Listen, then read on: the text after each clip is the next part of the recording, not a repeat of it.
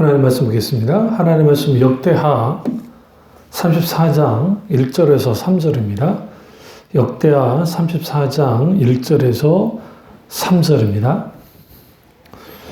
요시아가 왕위에 오를 때에 나이가 8세라 예루살렘에서 31년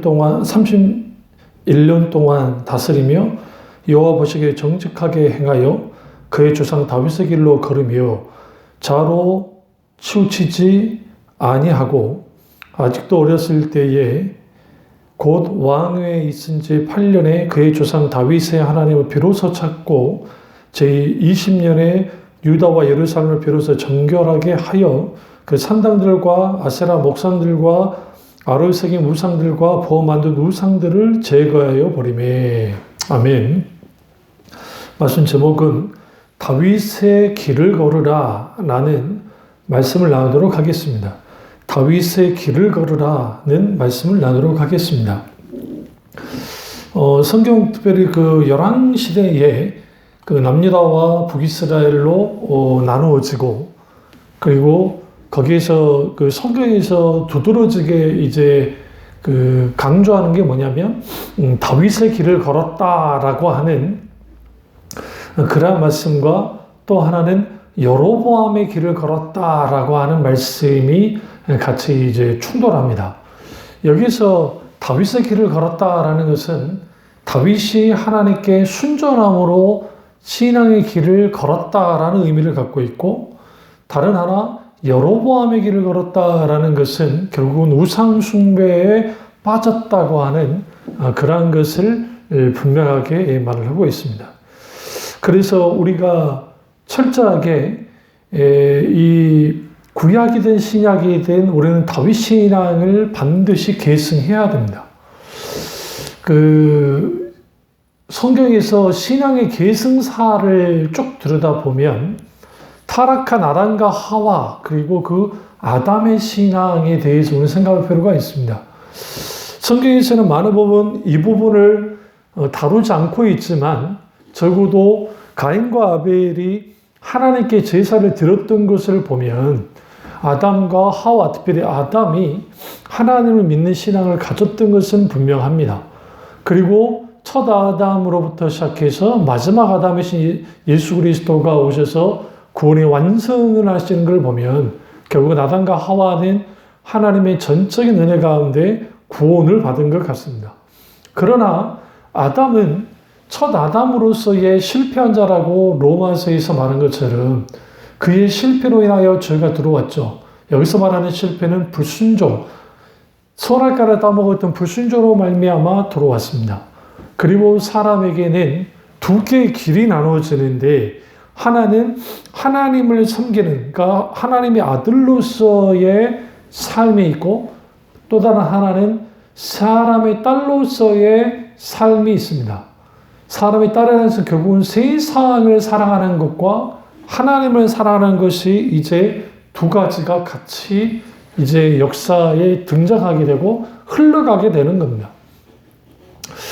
그러나 그 죄악 가운데 있는 많은 사람들이 하나님을 섬기기보다는 사람을 섬기는 일들을 혹은 세상을 섬기는 일들을 혹은 세상 사랑과 자기 사랑에 빠져서 그렇게 신앙생활하는 것을 혹은 삶을 사는 것을 봅니다.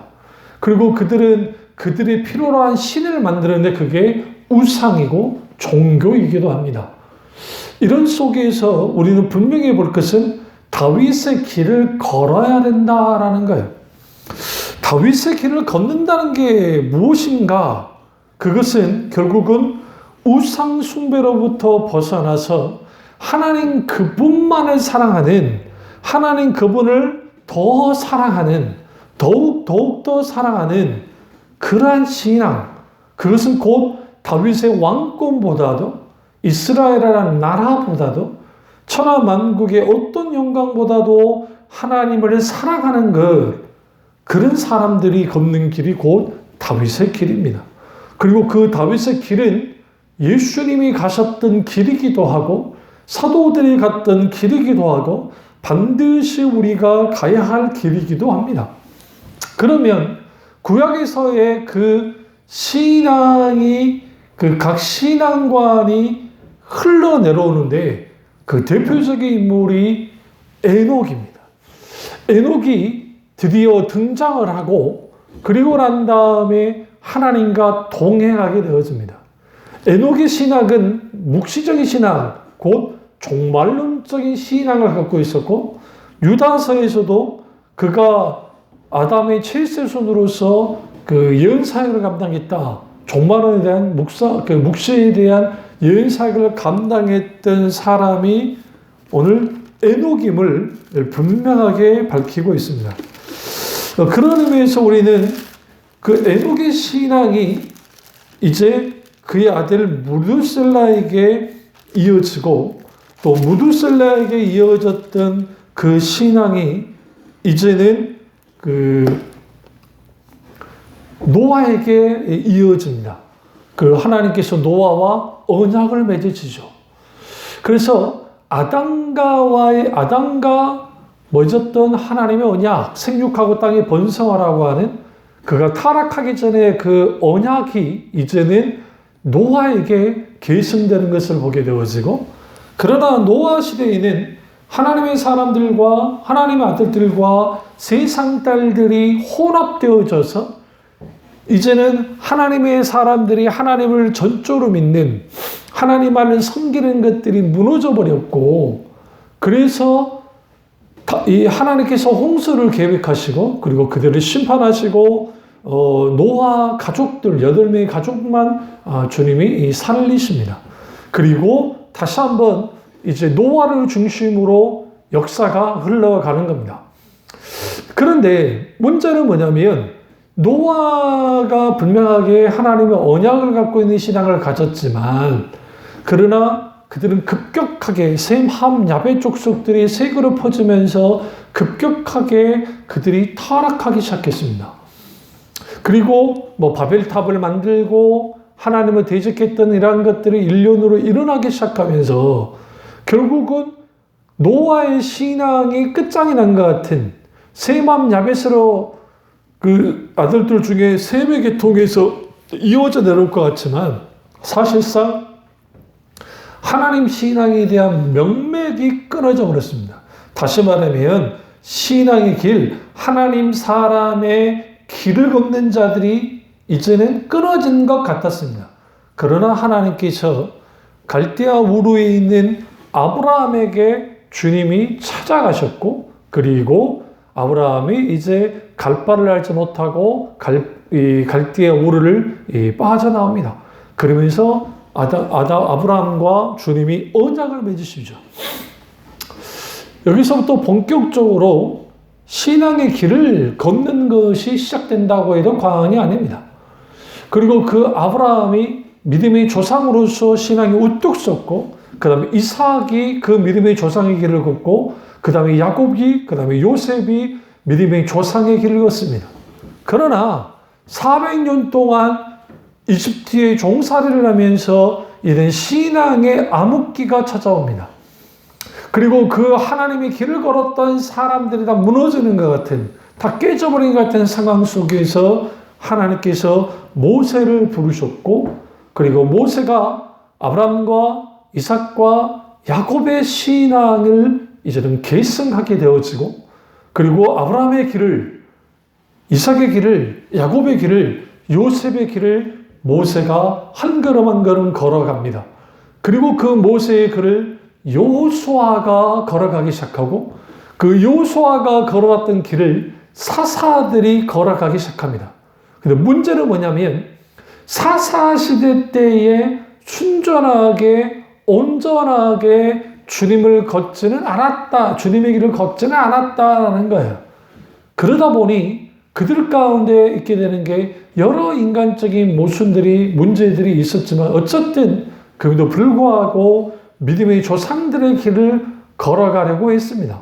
그리고 주님이 사울을 선택하셨고, 그 사울이 처음에는 아브라함과 이삭과 야곱, 특별히 모세의 길을 걷는 것 같았지만 정작 그는 모세의 길을 걷지 않고 이제는 사람들을 즐거워하고 사람들의 평가를 소중히 여기는 그 길로 나아가 버린 겁니다.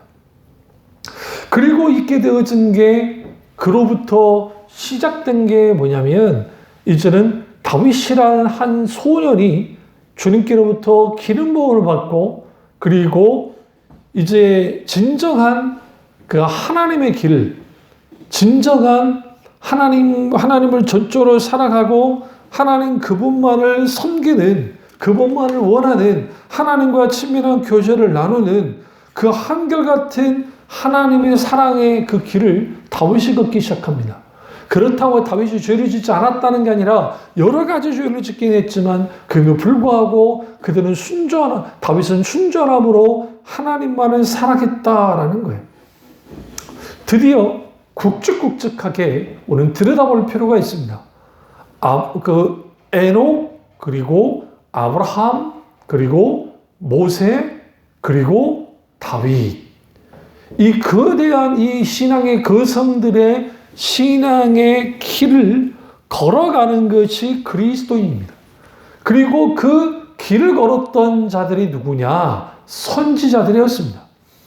그래서 선지자들 중에 이제는 모세의 신앙의 길을 걸었던 게 대표적인 사람이 엘리야이고, 그리고 동시적으로 다윗의 신앙을 계승하게 나아갔던 선지자들이 이제는 뭐 아모스라든지 뭐 같은 등 뭐 여러 선지자들이 이제 또 그 길을 걷기도 합니다. 그럼에도 불구하고 대다수가 모세의 그 길을 걷죠. 특별히 북이스라엘 사람들은 그 모세 신앙을 추구해 나갔고, 남유다의 왕들과 그들은 이제 다윗의 신앙을 가져 나갑니다. 하지만 북이스라엘이 722년에 살마네셀에 의해서 멸망을 당하고 난 다음에, 그리고 이제는 그들이 전체가 포로로 잡혀가지 않고 도망쳤던 사람들이 남유다로 들어와서 그들이 이 다윗 신앙의 국권이 서게 되어집니다. 그리고 그 다윗 신앙은 이제는 몇 년이 흘러내려가지만 그 선한 왕들, 히스기야, 요시야, 요사밧, 이러한 귀한 하나님의 사람들에 의해서 그 신앙이 회복되어지고, 그래서 성경에서는 계속적으로 다윗의 길로 걸으며 좌우로 치우치지 아니했다라고 성경은 말하고 있습니다. 그렇습니다. 우리는 다윗의 길을 걷되 좌로나 우로나 치우치지 않는 종도를 걷는 신앙으로 가야 합니다. 그렇기 때문에 우리가 신앙의 본질의 문제, 진리의 문제에서는 어떤 타협도 할 수 없습니다. 그러나 신앙의 본질의 문제, 진리의 문제가 아니라고 한다면 적어도 사도 바울이 복음 전도의 접촉점을 위해서 유대인에게는 유대인처럼, 이방인에게는 이방인처럼 다가갔던 것처럼 그러한 상황화, 진리가 회송되지 않는 상태에서의 복음 전도의 상황화는 우리에게 굉장히 필요합니다. 그런 의미에서 다윗의 길을 걷는다는 것은 어떤 경직된 길을 걷는다는 것이 아니라 마땅히 하나님의 사람들이 걸어야 할 그 길이에요. 그 길을 선지자들이 걸었고, 이후에 느헤미야, 그리고 에스라, 다니엘, 이러한 분들이 그 길을 걷기 시작합니다. 그 길을 걸었지만 동시적으로 이제 세례 요한이 다윗의 길을 걷기 시작하고, 그리고 그 세례 요한이 예비한 그 엘리야의 그 길이 결국은 예수님의 길이 되어집니다. 그래서 예수님은 다윗의 자손으로 오셔서 예수님이 그 십자가의 길, 고난의 길, 그 길을 걸으셨고, 거기에서 놀랍고도 놀라우신 하나님의 크고 놀라운 역사가 함께 있었던 것을 볼 수가 있습니다. 그리고 동시에 이제는 사도들이, 예수님의 제자들이 그 예수님의 길 혹은 다윗의 길을 걸어야만 했고, 그리고 오늘날에 우리가 선지자와 사도들의 터 위에 세워진 교회에 있기 때문에 우리는 마땅히 다윗의 길을 걸어야만 합니다. 그런데 여기서 이 다윗의 길을 걷는다 할 때에 가장 중요한 게 있습니다. 어떻게 이 다윗의 길을 걸을 것인가? 첫째로 여호와 보시기에 정직하게 행했다라는 거예요. 우리는 하나님 앞에 정직해야만 합니다. 하나님을 향한 정직함은 한 마음을 가지고 나아가는 거예요. 나눠지지 않는 그 마음, 그 하나의 마음을 가지고 주님 앞에 나아가기 시작할 때 주님은 그 사람을 통해서 하나님의 하고자 하는 일들을 이루실 뿐만 아니라 놀랍고 놀라운 하나님의 크신 은혜를 베푸는 겁니다. 그러면 하나님 앞에 정직하게 행한다는 것은 우리가 외식하거나 가식을 떨지 않고, 그리고 우리는 하나님 앞에 무릎 꿇을, 우리가 죄를 지었을 때 철저하게 회개하고 돌이켜야 됩니다. 하나님 앞에 정직하려면 겸손하지 않고서는 불가능하고, 하나님 앞에 정직하려면 자기 처지를 인식하지 않고서는 불가능합니다. 그래서 우리에게 필요한 게 뭐냐면 하나님 앞에 정직해야만 합니다. 근데 왜 우리는 하나님 앞에 정직하지 못할까요? 우리는 여러 핑계를 대고, 때로는 내가 그것에 대해서 아니랄 때가 있어요. 때로는 내가 그것에 대해서 회피할 때가 있습니다. 하나님은 그걸 원치 않습니다. 하나님이 원하시는 것은 뭐냐? 하나님 앞에 우리가 납작 엎드려서 내가 주인임을 인정하고 하나님 그분만을 의지하며 나아가는 것, 그분만을 신뢰하는 것, 그분만을 사랑하는 것, 그것을 주님이 원하는 거예요. 그래서 세상 사랑과 자기 사랑이 내려지지 않는 상태에서 하나님 앞에 정직하다는 것은 불가능합니다. 적당히 하나님 앞에 가면을 쓰고 이렇쿵 저렇쿵 한 것으로 통하지 않습니다. 왜냐하면 하나님은 우리의 중심을 보시는 하나님이시고, 우리가 아무리 우리의 마음을, 우리의 숨겨진 의도들을 다 감춘다 할지라도 감찰하시는 하나님의 눈을 피할 수가 없습니다. 그래서 우리는 시편에서 정직한 영을 채워달라고, 보내달라고 하는 것처럼 우리가 내 안에 성령께서 함께 하실 때 우리 속에 있는 수많은 더럽고 완악하고 이러한 마음들이 주님 안에서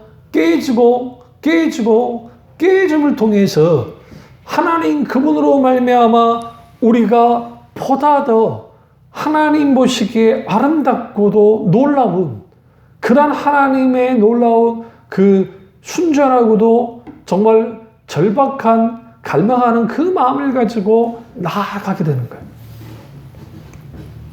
근데 그 마음으로 나가게 될 때에 우리에게 요구되어지는 것은 결국은 내가 하나님 없이는 살 수 없고 하나님 그분만이 나의 모든 것이기 때문에 나는 그분과 함께 그분에게 언제든지 내 마음의 모든 것을 내려놓고 토로하고, 그리고 한 걸음 한 걸음 주님만을 사랑함으로 나아가기 시작할 때 거기로부터 하나님께서 주시는 놀라운 하나님의 마음이 부어지고, 그 하나님의 마음이 부어지면 하나님 그분을 뜨겁게 사랑하기 때문에 하나님을 원하게 되어 있고, 하나님 그분만을 원할 때에 하나님이 기꺼이 찾아오셔서 사랑의 교제를 나누어 주십니다. 그래서 이 정직하게 행했다라는 것은 결국은 십자가의 길, 말씀의 길, 주님의 길을 걸어나갔던 오늘 요시야 왕. 그래서 하나님께서 보시기에 정직했다는 것은 하나님의 칭찬을 받았다는 것이고, 하나님 보시기에 흡족했던, 기쁘셨다라는 의미를 갖고 있기 때문에 우리는 반드시 정직하게 행해야 됩니다.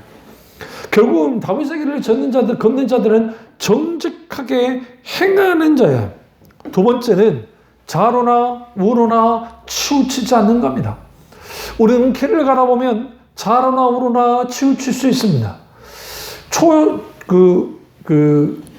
운전할 때에 이제 초보 운전자들이 속도를 내고 할 때 나도 모르게 지그재그로 움직이는 것처럼, 그게 왜 그럽니까? 방향 감각과 그리고 운전이 미숙하기 때문인 것처럼 오늘 우리가 신앙생활 하면서 왼쪽에서 어떤 말이 있으면 거기에 귀 기울이고, 오른쪽에 어떤 있으면 거기에 귀 기울이면서 왔다 갔다 또 왔다 갔다 하고 하는 그러한 태도들을 반드시 깨뜨려야 됩니다. 우리는 주님의 표대 되신 예수 그리스도의 십자가만을 바라봐야 되고, 오직 하나님의 말씀의 길, 이걸 종도라 그러는데요. 혹은 신학적인 표현으로는 캐논이라 그래요.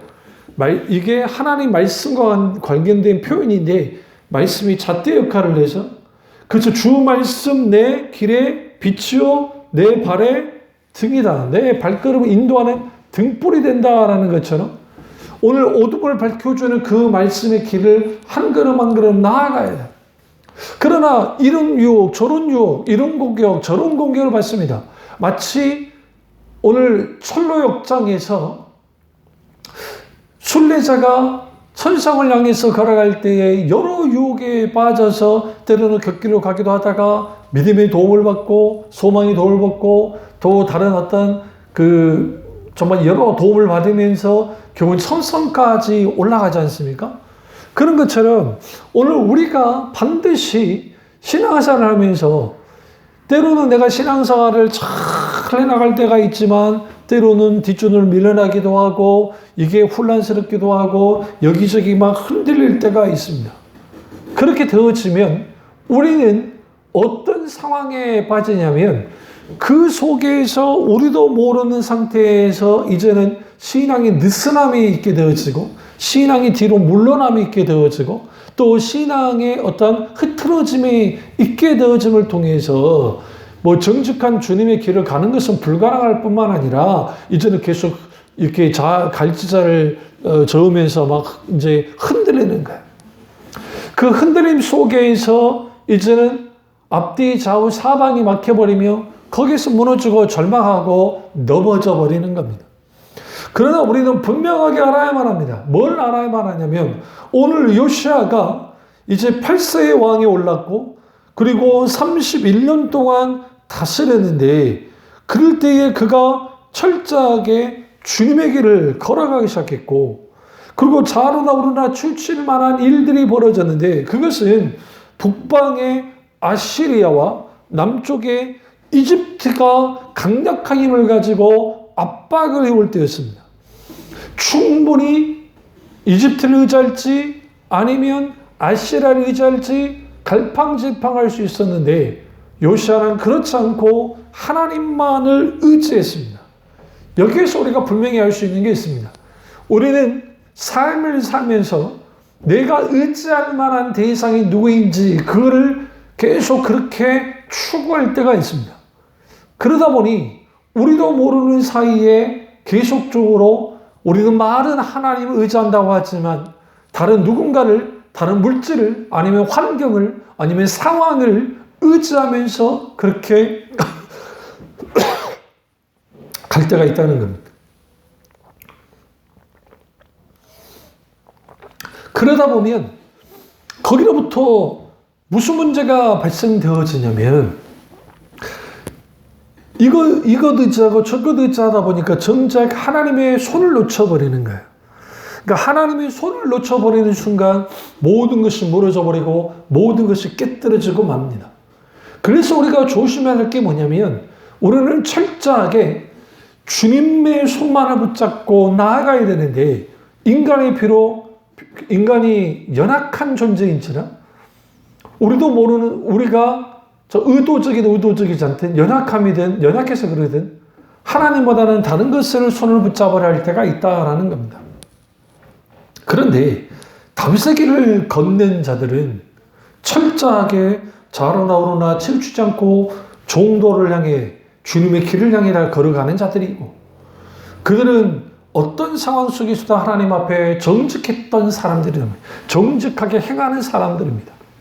다윗도 자기의 군대를 계수하게 될 때 이게 사탄의 격동에 있다고 생각을 말하는데 그 정말 신앙 없고 정말 막무가내 요압도 반대했음에도 불구하고 자기들의 군대 수가 얼마나 되는지 일일이 계수해 봤습니다.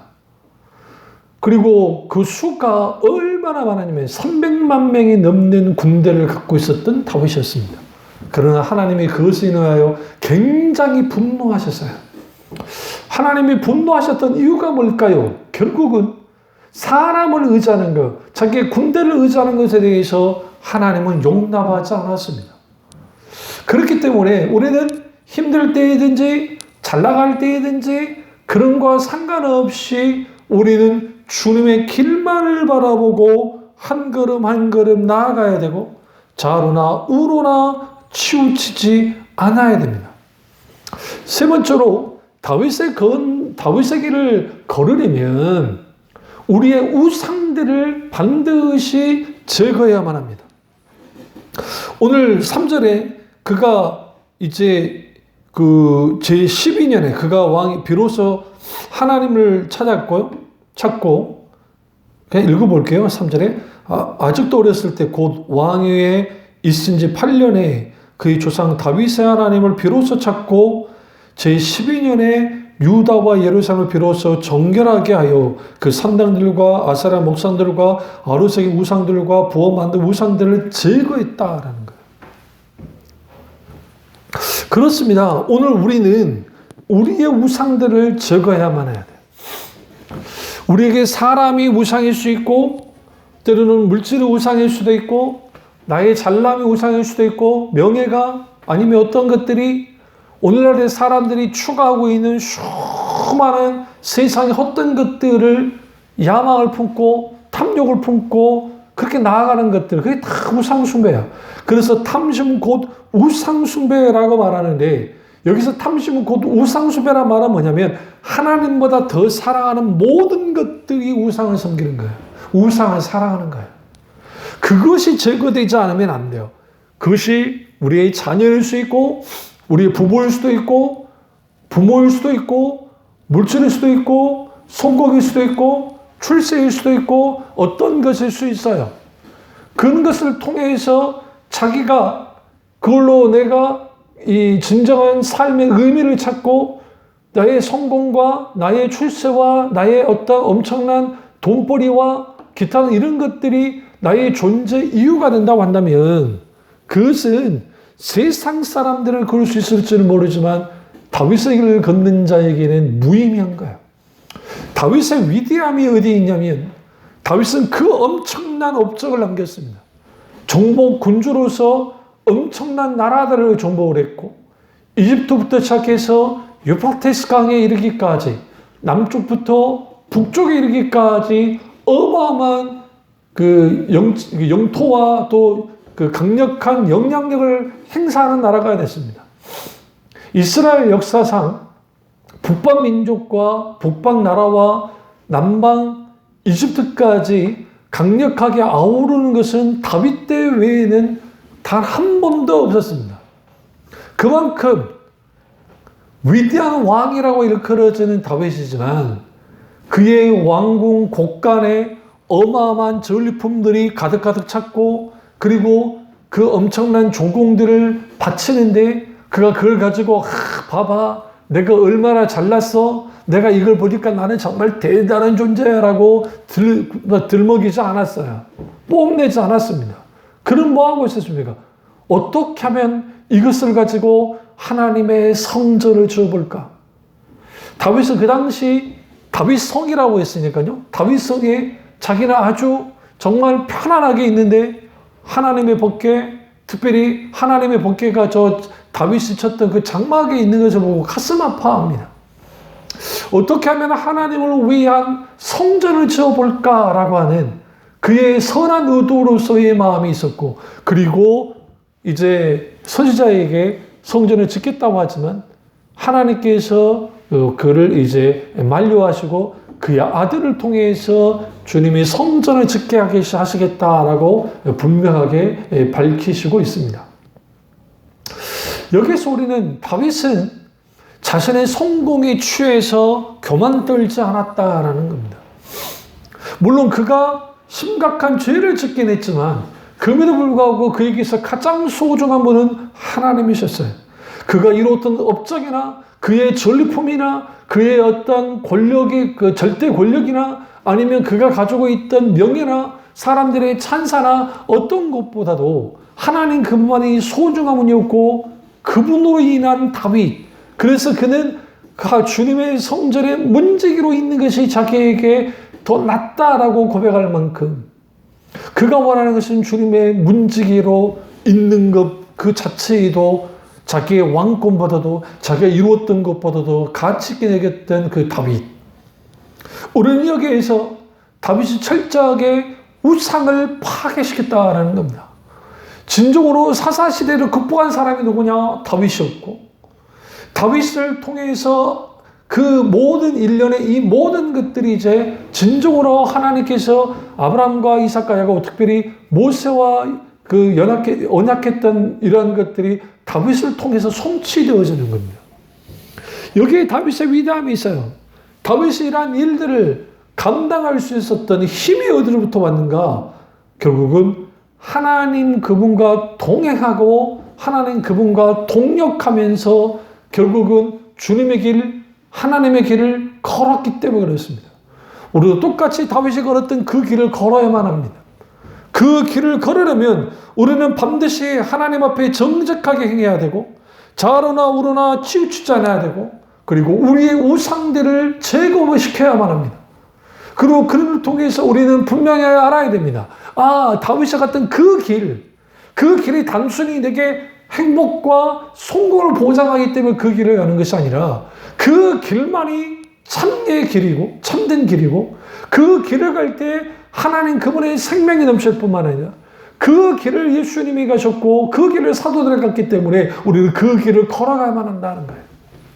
때로는 힘들고 지치고 때로는 문제가 있고 연약 우리를 힘들게 한다 할지라도 묵묵히 그 길을 걸어가기 시작할 때, 사도 바울이 표대를 향해 달려갈 때에 주님이 주신 그 상급을 바라며 달려갔던 것처럼 주님이 우리에게 상급을 주시고 착하고 충성된 종아 적은 일에 충성했음에 나와 함께 혼인잔치를 하자고 하시는, 인정해 주시는, 그리고 나를 향해 주께서 칭찬해 주시는 그 하나님의 놀라운 은혜가 우리를 우리답게 만드는 겁니다. 그렇습니다. 우리는 반드시 다윗의 길을 걸어야만 합니다. 다윗의 길을 걷기 위해서 우리는 우리의 교만과 우리의 분주함과 우리의 흩어짐을 깨뜨리고 하나님 앞에 정직한 마음으로 정직하게 행하되 순전한 마음으로 나누어지지 않는 하나님을 향한 순전한 마음으로 그 길을 걷고 걸음을 통해서 하나님과 우리 생애 속에서 그 수많은 추억들이 우리에게 만들어지고, 그리고 나의 삶 속에서 하나님의 발자취들이, 하나님의 손길이 가득 넘침을 통해서 진정한 하나님 안에 행복을 누리는 교우들 되시기를 주님의 이름으로 축원합니다. 기도하겠습니다. 사랑의 주님, 역사의 주님의 주님, 우리와 함께 하시고 우리가 정말 다윗의 길을 걷는 자 되게 하셔서 진정으로 그 다윗이 걸었던 그 길을, 그 길을 걸었던 예수님의 길을, 사도들의 길을, 초대교회 성도들의 길을 우리가 마땅히 함께 걸음을 통해서 진정한 하나님께 영광을 드릴 뿐만 아니라 하나님 그분을 깊이 경험하고 하나님이 주시는 놀라운 행복을 누리며 살아가는 교도들 될 수 있도록 은혜 베풀어 주시옵소서. 주님만의 혼론과 같기 원하고 예수님의 이름으로 기도드립니다. 아멘.